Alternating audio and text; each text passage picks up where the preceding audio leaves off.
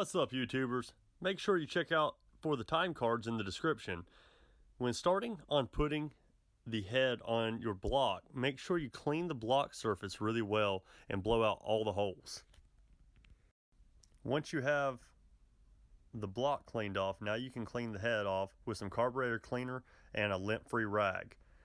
Wipe it down really well, and after you clean it, you can install your alignment dowel pins in the head. But I've actually found out it's easier to install the dowel pins in the block first. Intake side. Alright, got my eBay head gasket. If you look at this, the way that it's set up, see where this cutout is and these big holes? That's going to go over that right there. I'm going to put it on this way where this label's sitting up.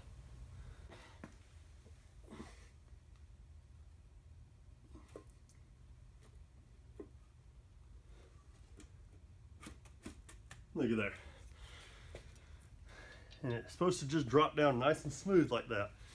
So on eBay, I bought a Schley brand new head bolts for like 20 bucks. At the head bolts, I got two that are longer than the rest. These are where the two long ones go, and you can see the difference in height of where the rest of them are. So the two middle ones is where the long ones go. And what I'm going to do, I'm going to put oil on the ends of all my threads, just right here, just so that it'll torque down like it's supposed to. I got oil on my threads. I'm going to put just a little bit of oil on the bottom of this washer so that it slides easily. That long one in.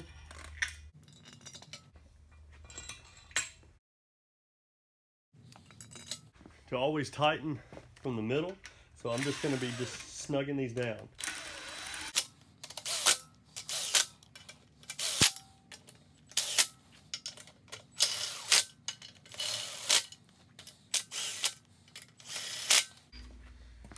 Alright, so I'm going to get my good torque wrench out. We're going to do the first ones. We're going to do 22 foot-pounds and then 63. So set your torque wrench to 22.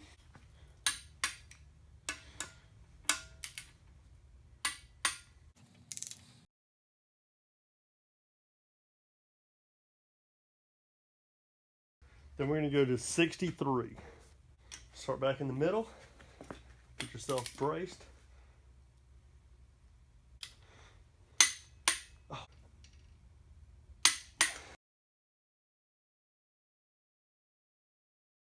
Okay, and then double check. So now we can put our cams in. Put some assembly lube. Don't do like me and forget to put your rocker arms in before putting your cams in. If you look on the camshaft, this one says EX, so that's the exhaust camshaft. We'll go ahead and set the cam back to the up position, and then do the same with the intake. It's going to say IN on it, and set it to the up position. Now we can put our cam caps back on. This one has an E1, and then it goes all the way down through E2 to E6, and this one will say I1 all the way down to I6. So the arrow points toward the end of the crankshaft and where the cam gears are, and they have dowel pins on them, so that's what they sit on. Okay. So what I just realized, on the end of this cam down here, it ended up actually having, see this little groove right here, this one? That actually slides on the end of that camshaft right there. So I actually had to move the camshaft back and forth to get that to line up. So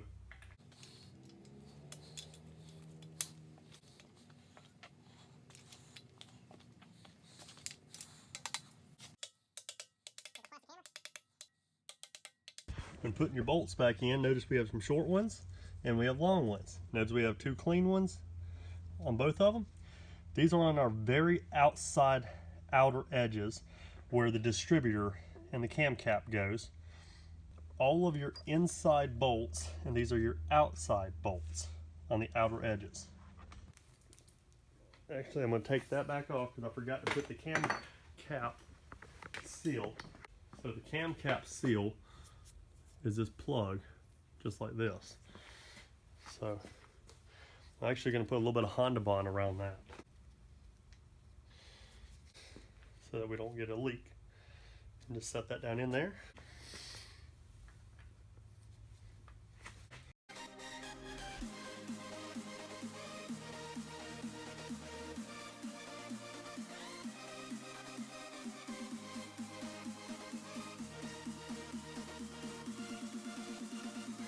So after you put your water pump on, they're only torqued down to 9 foot-pounds on these, which is basically just a 1/4 inch ratchet, hand tighten.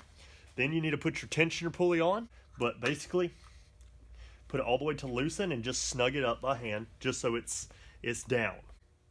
All right, so now we're ready to do our timing belt. So you're gonna wanna have your cam gears with up on both of them. It'll have 2 notches. Make sure they're facing each other. I have 2 drill bits, or you can put pin punches or Allen wrenches in here. There's actually holes in the camshaft that you can align, and I just got me a drill bit that fits. And so that'll keep this from turning.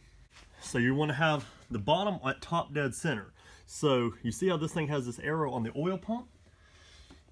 So install your washer. Notice that this thing's got a little bit of a concave. Put the concave away from the timing belt. So when it's bent, go bent. Put it back that direction. Then you're ready to install your gear. You gotta make sure you have this Woodruff key. Before we do that, we're actually gonna put our bolt back in here and tighten it up so we can turn this. I used my impact to tighten this on. I went counterclockwise, and so I got it where the groove is up. So we're going to take the impact,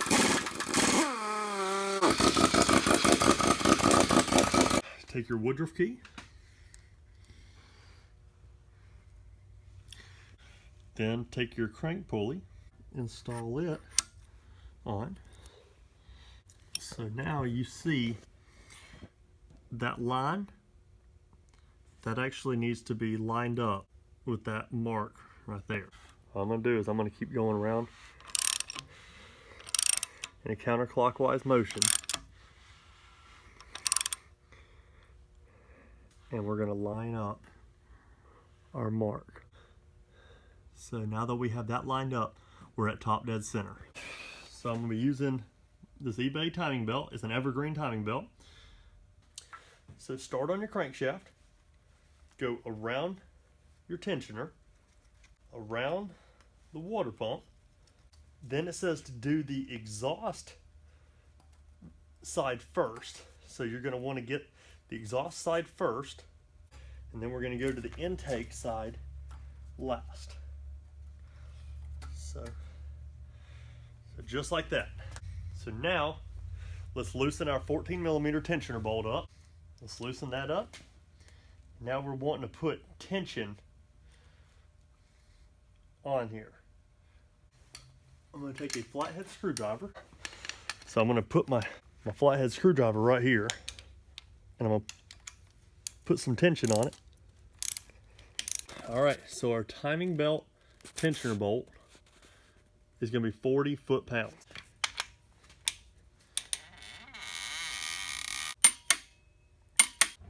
So now we shouldn't have any slack.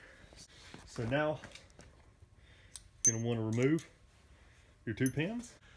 Let's turn this thing around counterclockwise 6 rotations and make sure we're not hitting anything.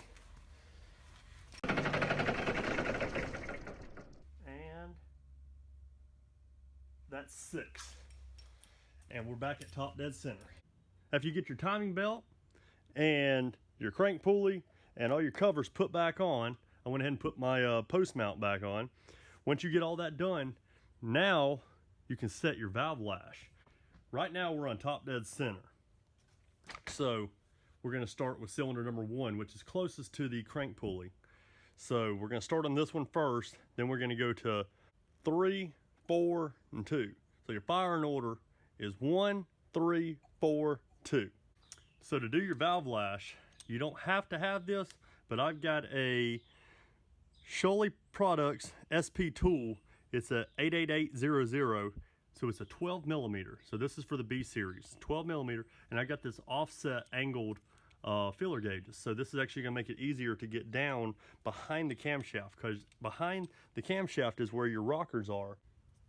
All right guys, so don't do like me and forget to put your rocker arms in. I already done had everything torqued down. I had my timing belt on, and then I realized that I forgot to, I was gonna set my valve lash and I didn't have my rocker arms in. So don't forget to do this step. All your rocker arms are the same, and it's got this little ball pivot. It just fits right in there, and it doesn't pop into place or nothing. Just kind of rest in there.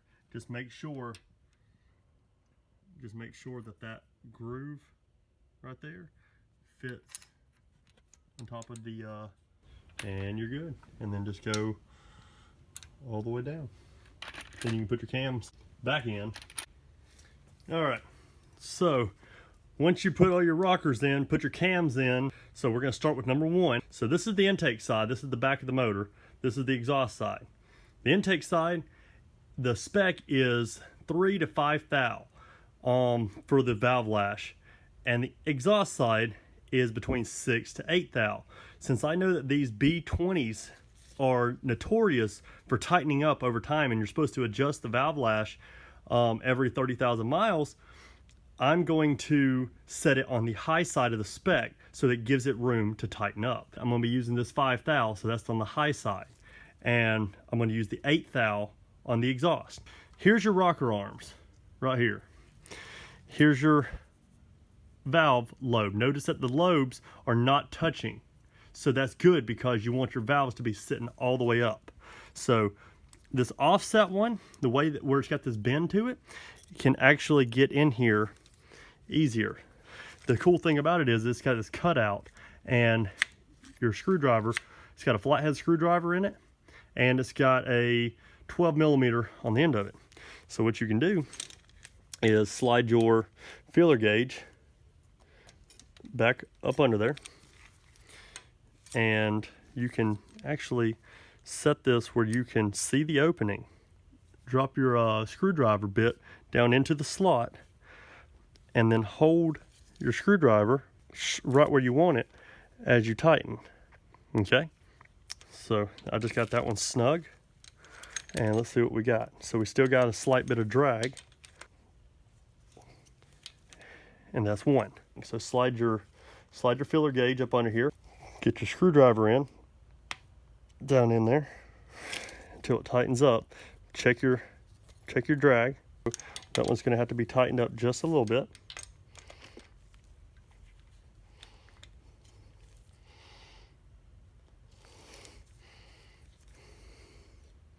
Okay, perfect. So now hold the top, tighten the nut, and notice I got just a slight bit of drag. Okay, so we're good, because now I'm trying to fit our 6 thou feeler gauge, and it will not fit after I torque those down. So we're good. So now on the exhaust side, I'm going to use an 8. That's an 8 thou feeler gauge. What I'm going to do is I'm going to do just like that other one.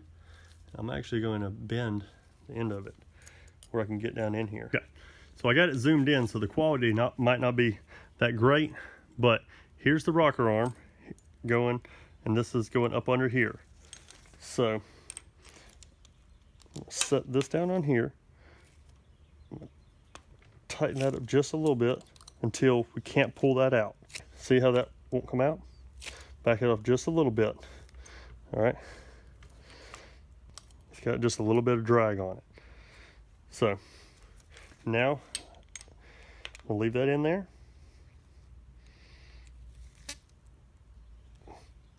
Snug that up. We're going to double check that. I got a 9 thou feeler gauge right here. So that's going to be If it can fit, then we got to redo it. But if it doesn't fit, then we're good. So it doesn't fit on either side, so then we are fine. So I didn't realize that I didn't have the rest of the video footage, so I went ahead and looked up the adjustment for the CRV doing the valve lash, and we've already done everything on cylinder number 1 where we set all of our valve lash. As soon as you finish getting all of your valve lash set and your 6/1000ths doesn't fit, then now we can continue on. So you see cylinders number 1, 2, 3, and 4.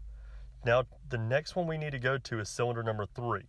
You need to turn the motor counterclockwise where the cam gears turn 90 degrees and they're both facing to the left. That will be cylinder number 3. Now you can set your valve lash just like you did on number 1. Now we need to turn it and move on to cylinder number 4. When you turn it counterclockwise another 90 degrees, your up cam gears will be facing at the very bottom. That will be top dead center for cylinder number 4. Now you can set your valve lash on number 4. And then lastly, you can do cylinder number 2. Turn it another 90 degrees and both of the cam gears with the up will be facing to the right. So now set your valve lash on that one. And if you don't have the specialty tool like I have, then that's okay. You can use a 12mm wrench, a flathead screwdriver, and a set of filler gauges.